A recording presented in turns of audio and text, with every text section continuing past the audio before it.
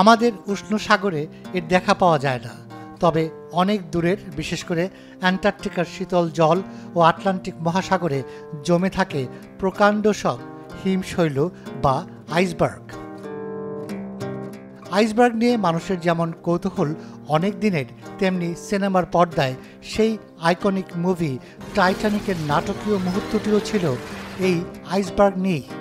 মুহূর্তেই সময়, জীবন সব কিছুই পাল্টে গেল, এমনকি সিনেমাতে জ্যাক আর রোজের জীবনও, যা আমাদের জানিয়েছিল আইসবার্গ ভেঙে যাওয়া মানেই এক অশনি সংকেত। সেরকম এক খবর আবার আসলো। ব্রিটিশ অ্যান্টার্কটিক সার্ভের বিজ্ঞানীরা জানিয়েছেন বিশ্বের সবচেয়ে বড় আইসবার্গ A23A দ্রুত ভেঙে কয়েকটি বিশাল খণ্ডে বিভক্ত হতে চলেছে।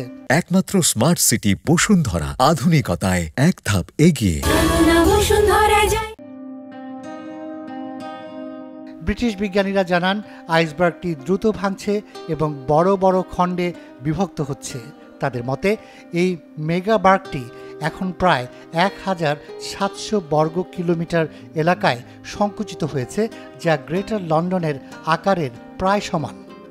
A23A আইসবার্গটি প্রায় 30 বছরের বেশি সময় ধরে অ্যান্টার্কটিকার ওয়েডেল সাগরের তলদেশে আটকে ছিল। সম্ভবত এর আকার ছোট হওয়ার পরেই এটি সমুদ্রে ভেসে ওঠার পথ পেয়েছিল।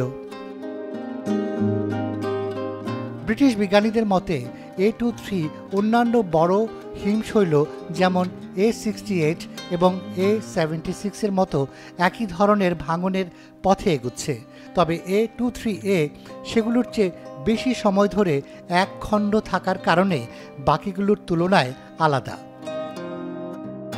এদিকে বিজ্ঞানীরা সতর্ক করে বলেছেন আগামী সপ্তাহগুলোতে এটি সম্ভবত এত ছোট ছোট খণ্ডে বিভক্ত হতে পারে যে সেগুলোকে হয়তো আর খুঁজে পাওয়া যাবে না।